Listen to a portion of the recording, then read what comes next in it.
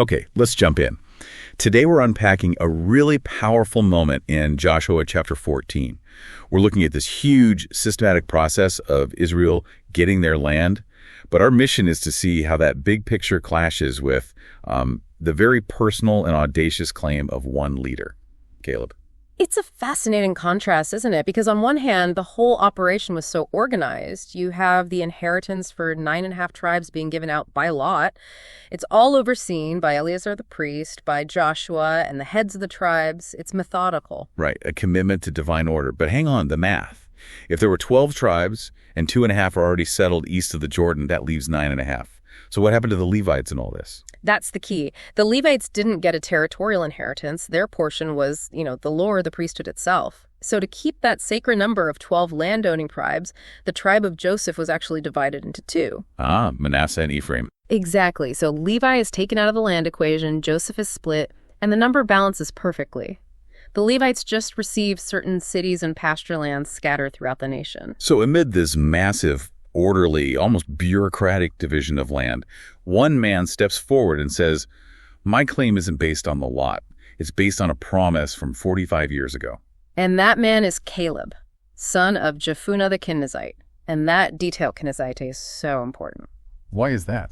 Well, the Kenizzites weren't originally Israelites. This suggests he might have had a non-Hebrew lineage. Some even link his name, Caleb, to the Hebrew word for dog. So his status wasn't about his bloodline? Not at all. It was about his absolute fidelity to God. And he walks up to Joshua at Gilgal and immediately takes him back in time. He reminds him of that promise Moses made decades earlier at Kadesh Barnea. Caleb was 40 then. And this was the moment of truth, right? The crisis point for that whole generation.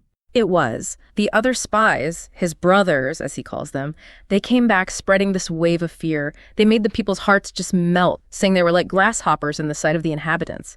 But Caleb stood firm, and Moses swore that because he wholly followed the Lord, the very land his feet had trod upon would be his.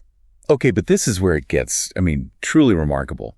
45 years have passed. Caleb is now 85.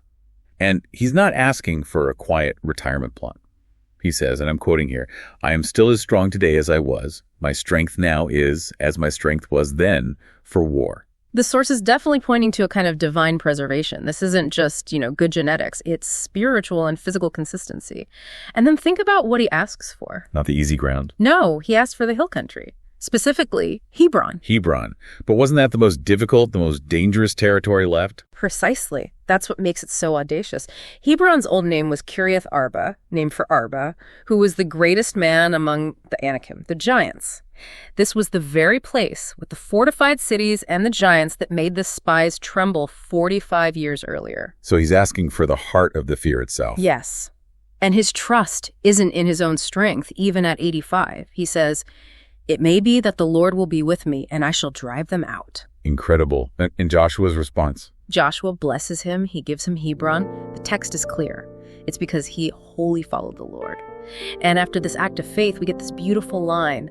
The land had rest from war. That concept of wholehearted fidelity, it seems to be the core takeaway here. It is. Caleb's consistency over decades from the tribe of Judah claiming this difficult inheritance, it almost foreshadows a greater pattern. You see, centuries later, another from the tribe of Judah, Jesus Christ, would obey the Father to the point of death, claiming the ultimate inheritance. He was made the heir of all things. So bringing this home for you, for the person listening, Caleb didn't want the easy valley. He asked for the hard hill, his Hebron. Real faith means choosing the challenging path because you trust the promise that's attached to it.